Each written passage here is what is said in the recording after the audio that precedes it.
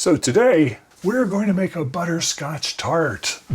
I love tarts, tarts of all flavors. This recipe comes to us from the magical folks at Tartine Bakery, Elizabeth Pruitt and Chad Robertson.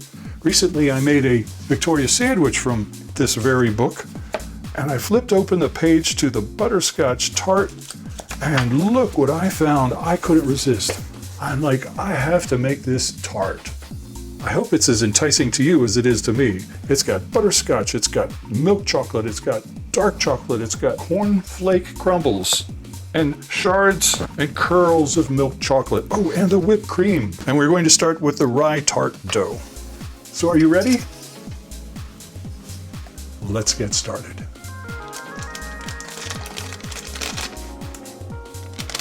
Using a stand mixer fitted with a paddle attachment, beat the butter, confectioner sugar, and salt on medium speed until smooth.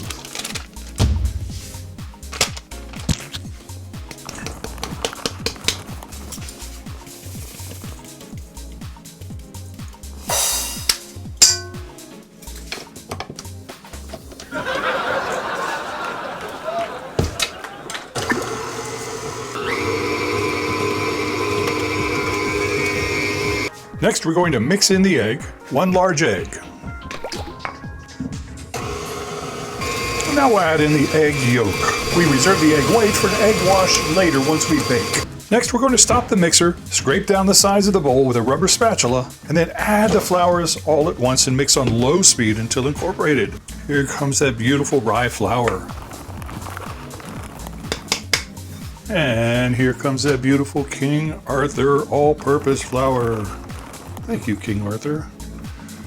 And thank you, River Valley, for the organic rye. Mix on low speed until just incorporated. Turn the dough out onto a lightly floured work surface, divide into 2 equal portions, and shape each ball into a disc that is a 1/2 inch thick.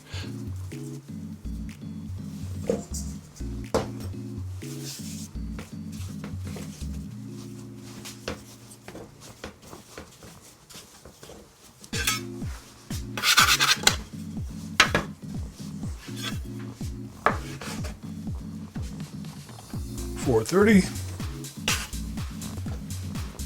403. Shape each ball into a disc that is 1/2 inch thick and wrap well in plastic wrap.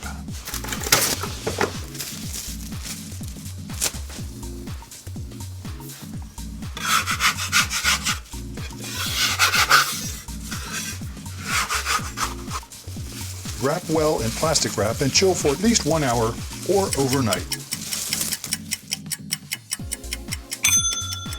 And so, to line a tart pan, place a dough disc on a lightly floured surface and roll out 1/8 inch thick, rolling from the center toward the edge in all directions.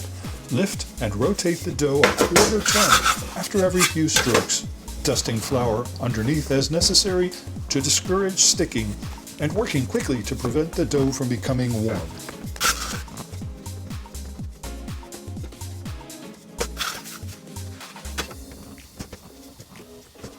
If the dough is still cool, carefully transfer the circle to the pan, easing it into the bottom and the sides and pressing gently into place. Do not stretch the dough or the sides will shrink during baking. If the dough develops any tears, patch with a little extra dough, pressing firmly to adhere.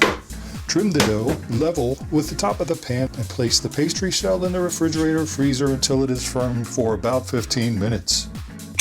We're going to make small holes in the bottom of the tart shell, 2 inches apart, with the tines of a fork. Place it in the oven and bake for 13 to 15 minutes for a partially baked large shell. The pastry should be lightly colored and look dry and opaque. A minute or 2 before the desired color is reached, we want to remove the shell from the oven and lightly brush the bottom and sides with the egg white. Return the shells to the oven and bake until the desired color is reached and the egg white is set. And so, have your ingredients measured and ready before beginning this recipe. Have your baked and cooled tart shell ready. Have a large bowl with a fine mesh sieve resting on the rim, ready for straining the butterscotch.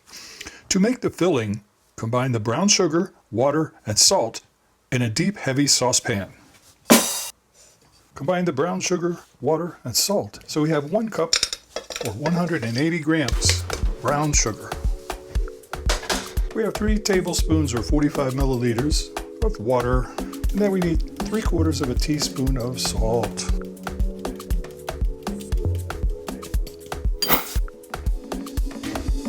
Place the pan over medium-high heat and bring to a rapid boil for 2 minutes. Remove from heat and immediately add the cream and milk. We have 1 1/4 cups or 300 milliliters of heavy cream. And we have 1 1/4 cups or 300 milliliters of whole milk.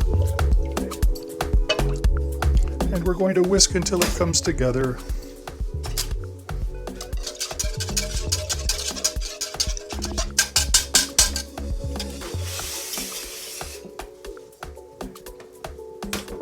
Next, in a medium bowl, whisk the eggs and cornstarch together until smooth.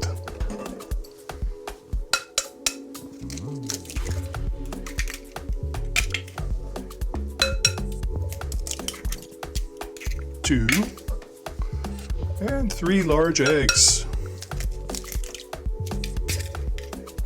We have 5 tablespoons or 35 grams of cornstarch. We want to whisk these together until smooth.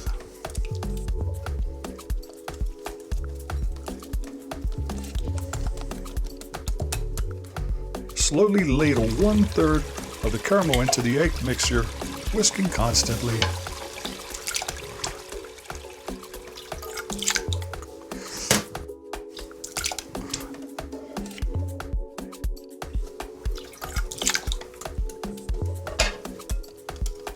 So the next thing we want to do is pour the egg caramel mixture into the rest of the caramel in the pan. Here we go. Whisking over medium heat until the custard is as thick as lightly whipped cream, or about 2 minutes. Remove from heat and immediately pour through the sieve into the bowl.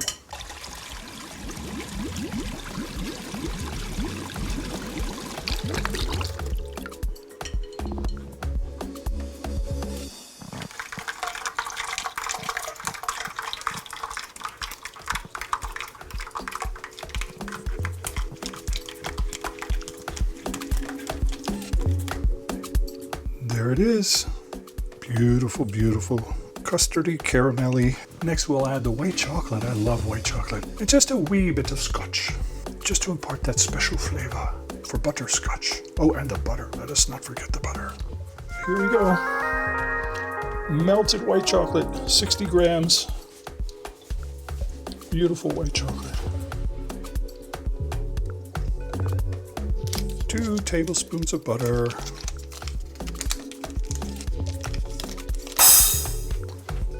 Continue whisking until the mixture is smooth and shiny, about 2 minutes.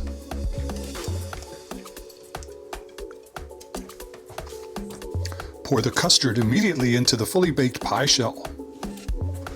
I can do this.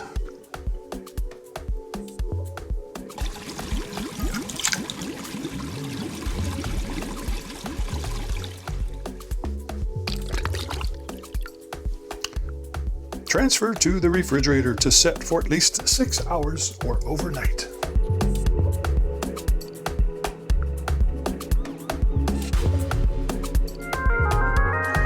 So to finish the tart, we're going to top with the chocolate clusters, whipped cream, and chocolate curls, if using, and I definitely want to use, as long as they come out okay, but we never know. Everything I do here is an experiment. And you're coming along with me for the ride, so hold on to your hats, here we go. To make the chocolate clusters, we'll do that first. We're going to line a baking sheet with parchment, just like that. And we poured water to a depth of about 2 inches into a saucepan over medium heat, brought it to a simmer, and we melted the chocolate. 110 grams or 4 ounces of dark or milk chocolate. I just happen to like milk chocolate, and I bought a pound-plus bar from Trader Joe's. Delicious. So we melted the chocolate in a large stainless steel bowl, resting securely on the rim of the pan, and we placed it over but not touching the water. We've heated it, we've stirred it with a rubber spatula just until the chocolate melts and is smooth. So now we want to remove that from the heat and stir in the cornflakes until evenly coated. We're going to add 110 grams, cup and a quarter of cornflakes.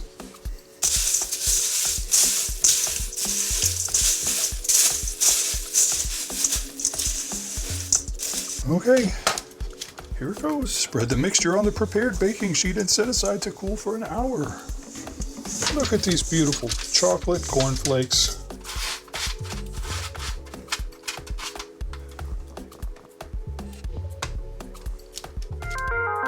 So it's time to make some chocolate curls. We melted our chocolate in our double boiler, which is a stainless steel bowl over top of a heavy-duty saucepan. 2 inches of water just simmering.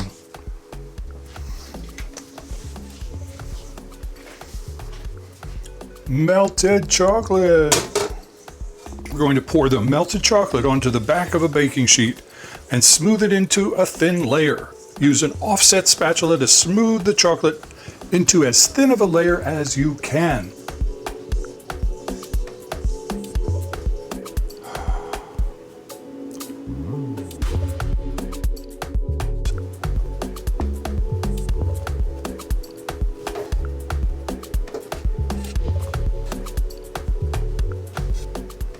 I think that's going to do it. Place the baking sheet with the melted chocolate in the fridge for about 5 minutes, and then set the pan on the counter to rest for a minute or 2. So here we go. Our chocolate has been spread on the back of a sheet pan, cooled in the refrigerator for 5 minutes, brought back out into room temperature for just 2 minutes, and I have a handy dandy spatula. I'm going to see if it's going to curl.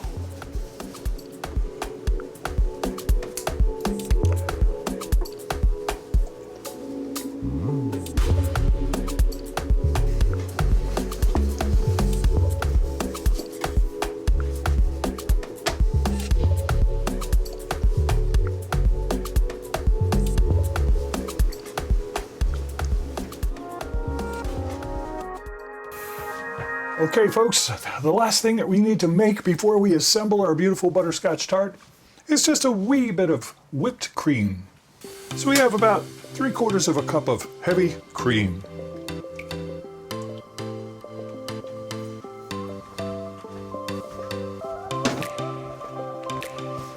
Some people make whipped cream with no sugar at all. There are lots of different formulas. But I'm going to use some quick dissolve superfine cane sugar. Sometimes the Brits call it castor sugar. Think about a tablespoon. What do you think? We'll see. We'll put that in there. And then we're just going to whip it up until we get soft peaks, as they say.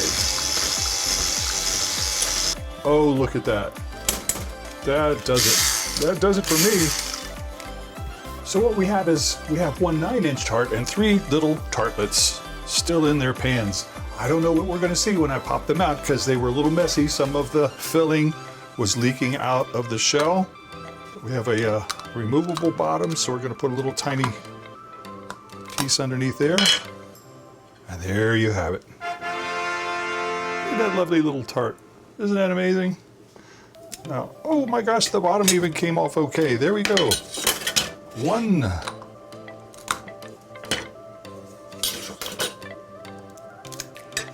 2.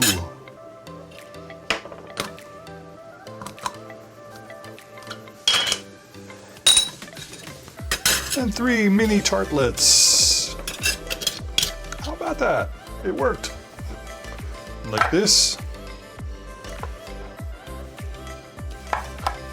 And so here we go. Kaboom.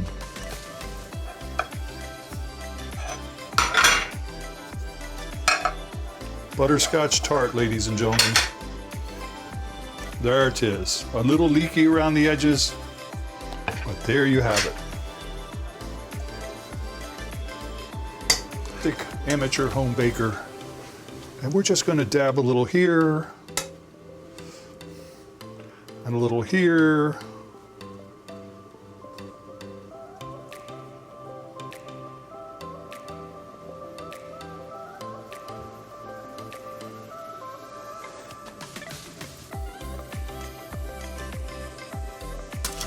Oh, Look at that. Isn't that amazing?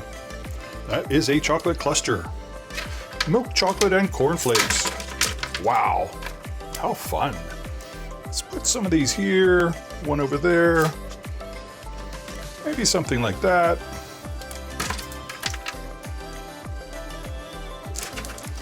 Perhaps we'll cluster some chocolate clusters on these cute little baby tartlets.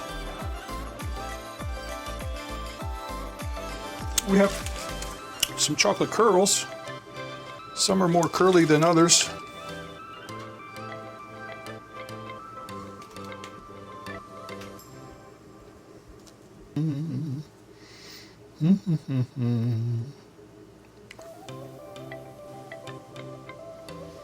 How's that?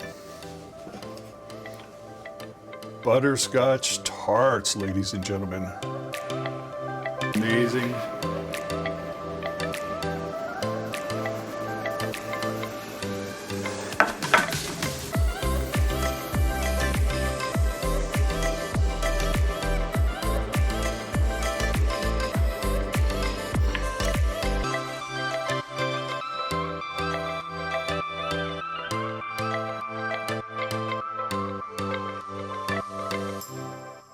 So if you enjoyed this video, please do click the thumbs up like button.